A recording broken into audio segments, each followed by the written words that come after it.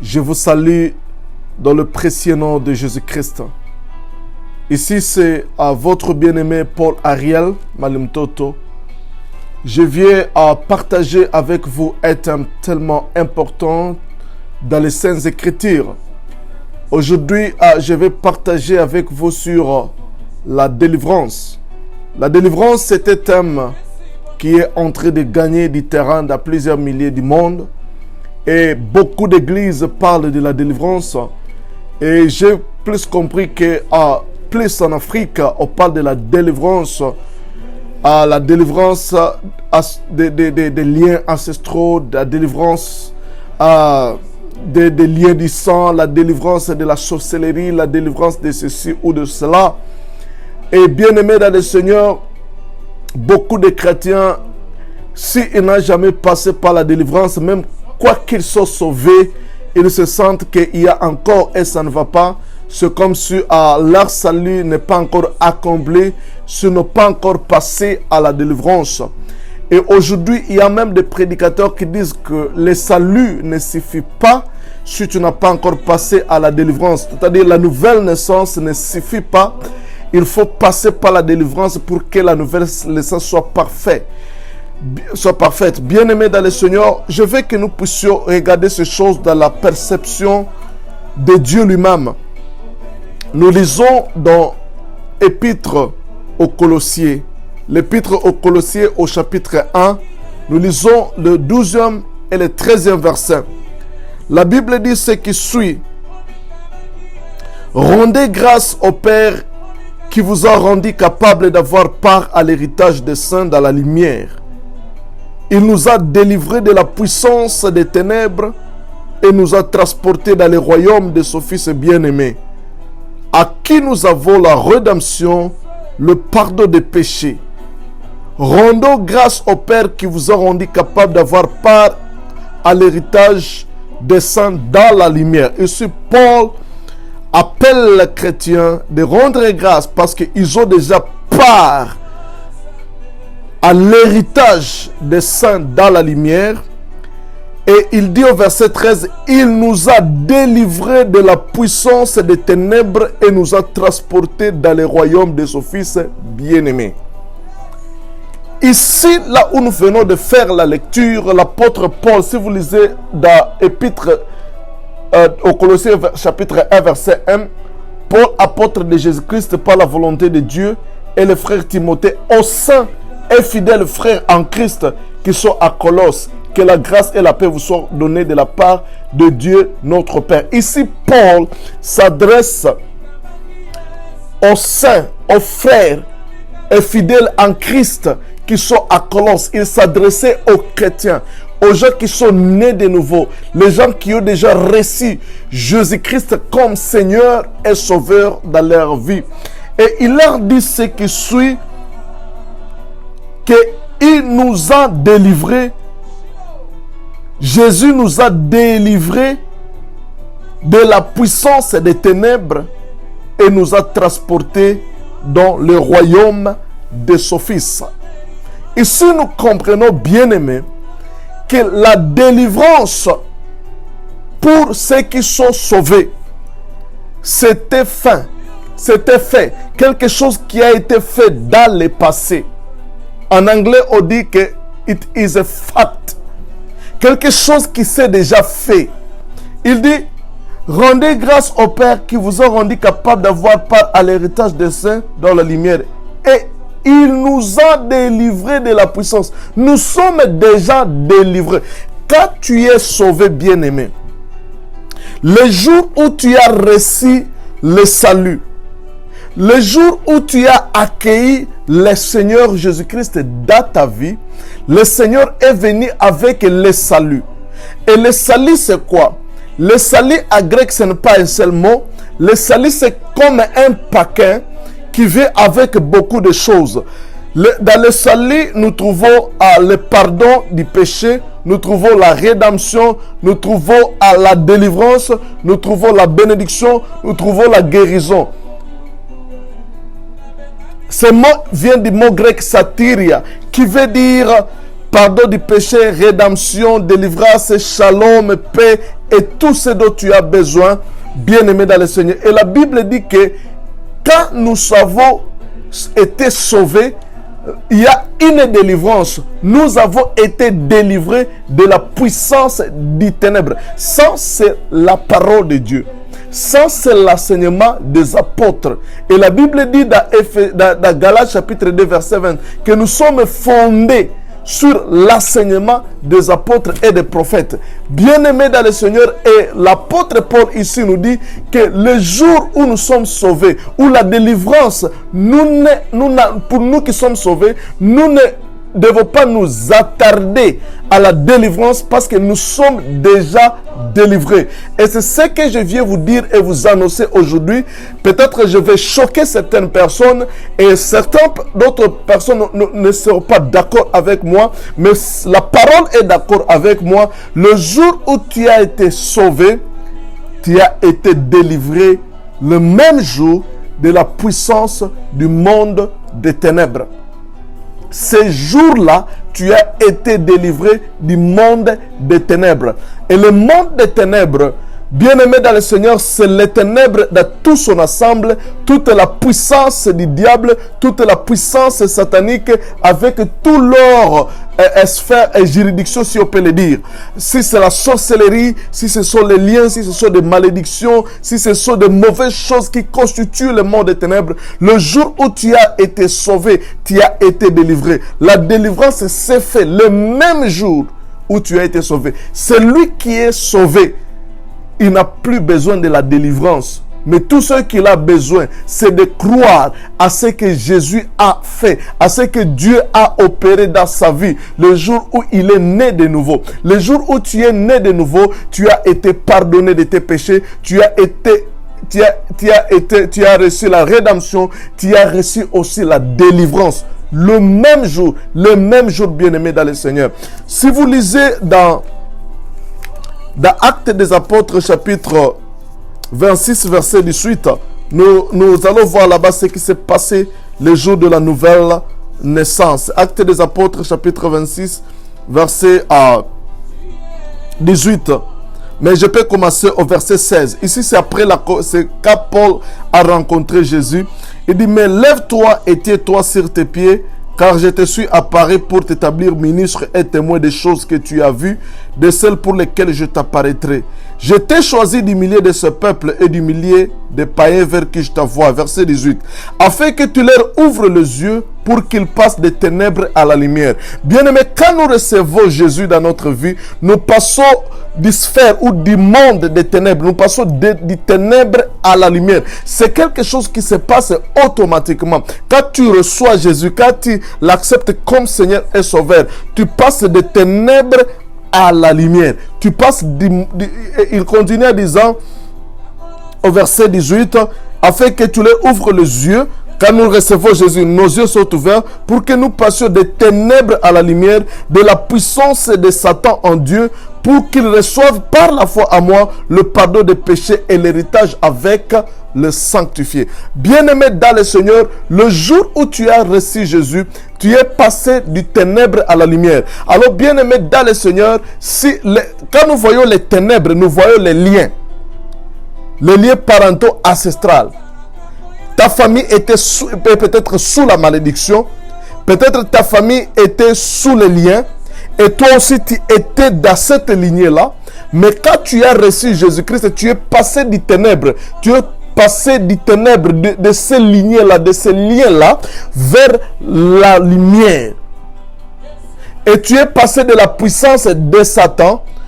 La puissance de Satan qui se manifeste par des malédictions, par des liens, par des blocages, par des maladies, par toutes les mauvaises choses. Tu es passé du ténèbre à la lumière de la puissance de Satan en Dieu. Alors, bien-aimé dans le Seigneur, laisse-moi te dire que la délivrance, ce n'est pas quelque chose auprès de quoi tu dois courir. Tu es déjà délivré. Ta délivrance s'est faite le jour où tu as reçu le Seigneur Jésus-Christ. Et la Bible dit dans Colossiens ce qui est tellement important. Et bien aimé dans le Seigneur, si cette vérité entre dans ton cœur, tu n'auras plus à courir derrière ça et là, cherchant de la délivrance, parce que tu es déjà délivré. Tout ce que tu dois travailler dans ta mentalité, c'est d'accepter cette vérité, c'est d'accepter, parce que la Bible dit que, parce que la délivrance c'est ton héritage. La délivrance, c'est la bénédiction que Dieu t'a donnée gratuitement à Christ. Bien-aimé dans le Seigneur, le problème, c'est que beaucoup d'héritiers sont encore enfants. Ils ne connaissent pas la vérité. La Bible dit que vous connaîtrez la vérité et la vérité vous affranchira. Jean chapitre 8, verset 32. Tant que tu ne connais pas la vérité de Dieu sur ta délivrance, bien-aimé dans le Seigneur, tu couriras ça et là. Bien-aimé, moi, les jours où je reçus Jésus-Christ, j'ai été délivré des liens parentaux ancestraux. Je ne suis plus dans cette lignée-là. Je suis dans une famille, parce que la Bible dit que nous appartenons à la famille de Dieu. Nous appartenons à la famille de Dieu. Nous sommes de Dieu. Nous appartenons en Dieu. Bien-aimé, et la Bible dit que celui qui habite en nous, ce n'est pas un démon. Parce que beaucoup de gens, parce que dans leur vie, un démon peut y habiter. Bien-aimé, Dieu ne peut pas cohabiter avec un démon. Parce que la Bible dit que celui qui est en nous est plus grand que celui qui est dans ce monde. Bien-aimé dans le Seigneur, celui qui est dans ce monde, c'est le diable. Il habite à l'extérieur. Il est dans ce monde. Mais en toi habite Dieu lui-même. Alors, bien-aimé dans le Seigneur, si Dieu habite à toi, un démon ne peut plus venir habiter avec toi. Je ne sais pas si Dieu peut cohabiter avec un esprit dans un même corps. Donc, Nzambe afin que Dieu s'assaille avec un démon qui puisse cohabiter dans un seul corps. Bien aimé dans le Seigneur, ça n'existe pas. Et d'ailleurs, la Bible dit que nous sommes le temple du Saint-Esprit. Nous ne sommes plus le temple des démons. Bien aimé dans le Seigneur, ces enseignements sont tellement dangereux. Moi, peu importe le succès que ce pasteur a ou le nombre de fidèles que ce pasteur a, bien aimé dans le Seigneur, il peut avoir 150 000. Moi, je suis seul ici, mais je peux me tenir dans la vérité seul. Parce que, souvenez-vous, même au temps d'Élie, bien aimé dans le Seigneur, Élie était seul qui défendait la vérité face à plusieurs prophètes de Baal qui étaient dans le mensonge, qui étaient là pour faire plaisir à Jézabel. Bien-aimés dans le Seigneur, nous ne sommes pas là pour faire plaisir aux gens ou manipuler les gens pour qu'ils viennent pour apporter. Et d'ailleurs, bien-aimés, il y a un désordre qui se passe dans des kirdam et dans des systèmes de délivrance, parce que les gens, le pasteur te dira que, bien-aimé dans le Seigneur, pour être délivré de cet esprit, tu dois donner une offrande. C'est comme si l'offrande que Christ avait donnée sur la croix ne suffit pas. Et il y a quelqu'un qui avait dit, j'ai attendu cette personne dire que l'œuvre de la croix n'avait pas suffi. C'était seulement une voie ouverte, mais ça n'a pas suffi. Bien-aimé dans le Seigneur, Jésus avait dit sur la croix, tout est fini. Tout était fini par rapport à ton salut, par rapport à ta délivrance, par rapport à ta guérison, par rapport à tout ce qui concerne ta vie. Bien-aimé, Jésus a fini. L'œuvre de la croix était une œuvre accomplie, une œuvre parfaite, une œuvre qui était sa faute. Jésus-Christ n'a pas fouté dans ce qu'il a fait sur la croix. Il nous a accordé. La Bible dit même dans Corinthiens qu'il nous a donné par Christ tout ce qui contribue. Dieu nous a tout donné en Christ à ce qui concerne la vie. Il nous a donné tout excepte rien. Alors bien aimé, toujours là dans le Colossiens chapitre 13, il dit, il nous a délivrés de la puissance des ténèbres et nous a transportés dans le royaume de son Fils bien-aimé. Quand il nous a délivrés le jour du salut, il nous a transportés dans le royaume de son Fils. Et dans Éphésiens, on nous dit que nous sommes dans les lieux célestes. Nous avons été transportés dans le royaume de son Fils. Nous habitons non pas sur la terre. Ma vie est cachée à Christ. Mon corps physiquement est issu sur la terre. Mais mon esprit qui a été totalement régénéré et sauvé et créé de nouveau et se trouve dans les cieux. Lisons Éphésiens chapitre 2. Nous tous, Éphésiens chapitre 2 verset 3, nous tous, nous étions de leur nombre et nous vivions autrefois selon les convoitises de notre chair, accomplissant la volonté de la chair et de nos passés, et nous étions par nature des enfants de colère comme les autres. Mais Dieu qui est riche en miséricorde à cause du grand amour dont il nous a aimés, nous étions morts par nos offenses et nous a rendus vivants en Christ. Il nous a rendus vivants en Christ. C'est par la grâce que vous êtes sauvés. Il nous a ressuscités. Dieu nous a ressuscités ensemble et nous a fait asseoir ensemble dans les lieux célestes en Jésus-Christ. La Bible dit que nous avons été ressuscités et nous avons... Et la Bible dit qu'il nous a ressuscités et nous a fait asseoir ensemble dans les lieux célestes en Christ. Nous sommes assis dans les lieux célestes. Nous sommes les lieux célestes, c'est le 3e ciel. Nous sommes là dans les lieux célestes, ainsi en Christ. Ta vie est en Christ dans les lieux célestes à l'heure même. Il n'est pas dit qu'il vous fera asseoir. Il nous a, ça c'est dans le passé, il nous a ressuscité ensemble avec Christ et nous a fait asseoir dans le passé, les jours où nous avons reçu Jésus-Christ et nous a fait asseoir avec lui dans les lieux célestes en Christ. Ta vie est d'abord dans les lieux célestes et là dans les lieux célestes, tu es en Christ. Donc ta vie est cachée dans Jésus. Tu es en Jésus. Bien-aimé dans le Seigneur. Donc tu es dans le Seigneur. Je ne sais pas. C'est comme être dans une bouteille. Ta vie est cachée en Christ. Alors, donc tu es dans les lieux célestes en Christ. Et bien-aimé, souviens-toi que c'est là dans les cieux où nous habitons en esprit. C'est là où Satan a été chassé. Satan ne peut pas rentrer là-bas. Il a été chassé définitivement dans les lieux célestes, là où, dans le 3e ciel, là où Dieu habite. Il a été chassé. Et la Bible dit ceci, que notre vie est cachée là-bas. Et notre vie n'est pas seulement cachée là-bas, il est caché là-bas en Christ. Et Christ est en Dieu.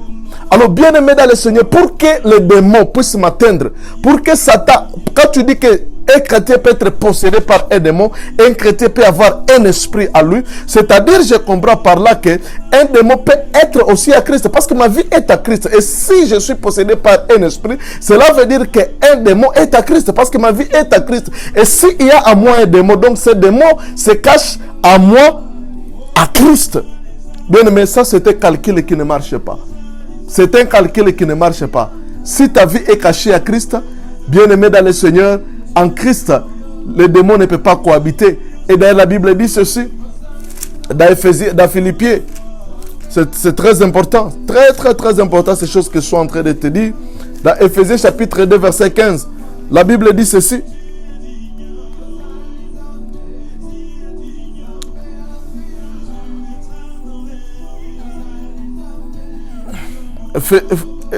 Philippiens chapitre 2, verset 15, la Bible dit... Ah non, Colossiens chapitre 2, verset 15 plutôt. Il a dépouillé les dominations, les autorités et les a livrées publiquement en spectacle à triomphe d'elles par la croix. Jésus-Christ, il a dépouillé les dominations, les autorités et les a livrées publiquement en spectacle à triomphe d'elles par la croix. Jésus a triomphé des démons. C'est-à-dire, les démons ont attaqué Jésus. Satan a voulu détruire. Il a voulu finir avec Jésus. Mais la Bible dit que Jésus a triomphé et les a dépouillés. Il les a désarmés. Jésus-Christ a vaincu le démon. Il a vaincu le démon et il nous a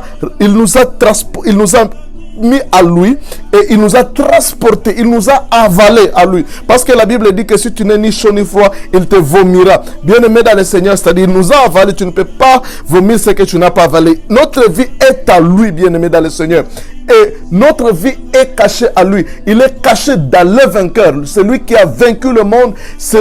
Notre vie est cachée à lui. C'est-à-dire, pour qu'un démon puisse m'atteindre, il faut qu'il puisse d'abord entrer dans les lieux célestes, là où Dieu habite, et qu'il puisse déchirer Jésus, qu'il puisse entrer à Jésus et qu'il puisse déchirer Dieu.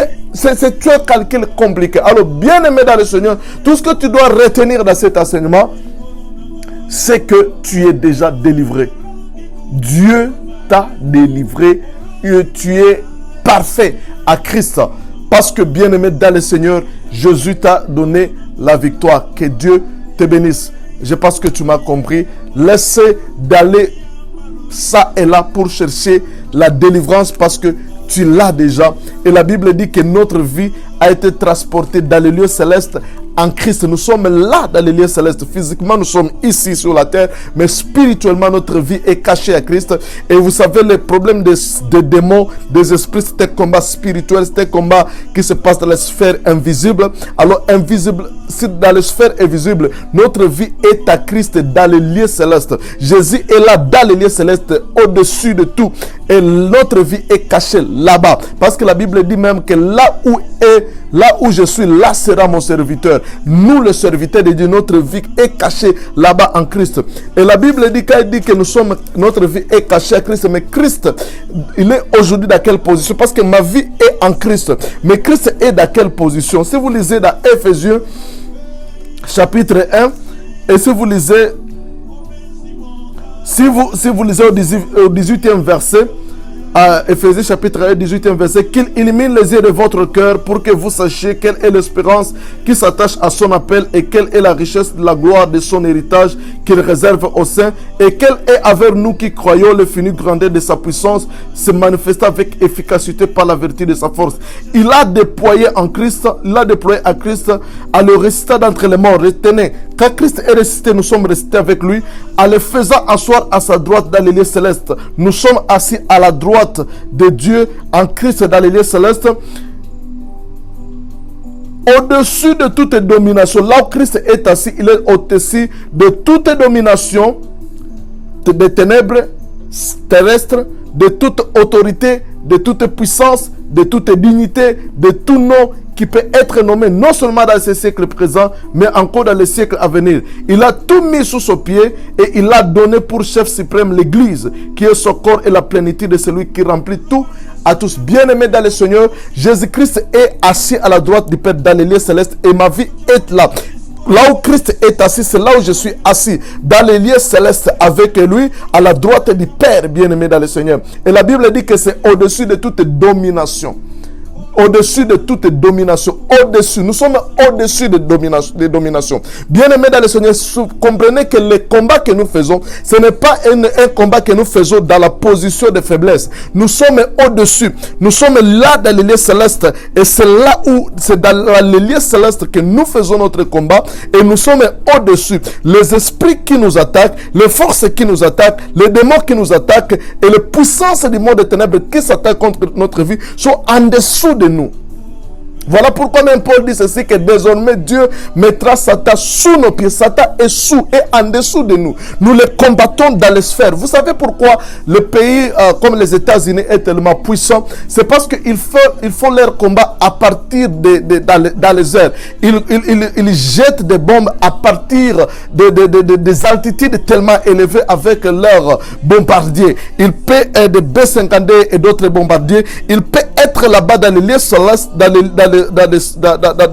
des altitudes élevées et commencer à bombarder les targets de leurs ennemis. Alors, bien-aimés dans le Seigneur, notre vie est là-bas. Nous sommes au-dessus. Nous sommes au-dessus de ceux qui nous combattent. Nous sommes au-dessus de Satan. Bien-aimés, la Bible dit que nous sommes au-dessus des dominations. Toutes les dominations diaboliques, sorcelleries, cannibaliques et tout. Nous sommes au-dessus de toute autorité, des autorités spirituelles, sataniques et démoniaques. Nous sommes au-dessus. Nous sommes au-dessus de toute puissance. Voilà pourquoi même Jésus dira dans Luc chapitre 10, verset 19, je vous donne la puissance, l'autorité de marcher sur le scorpion, sur le serpent et sur toute la puissance de l'ennemi. Dieu nous a donné la puissance, la domination. Nous sommes au-dessus en Christ, au-dessus de toute puissance et de toute dignité, de toute force, de toutes les forces qui contrôlent votre pays et votre famille. Et la Bible dit que même au-dessus de tout nom qui peut être nommé sur la terre. Nous sommes au-dessus de tout ce qui a un nom sur la terre. Si la maladie est un nom, nous sommes au-dessus. Tout ce qui a un nom, les circonstances, tes problèmes, tu peux les énumérer. Tu es au-dessus, bien-aimé. C'est ça ta position.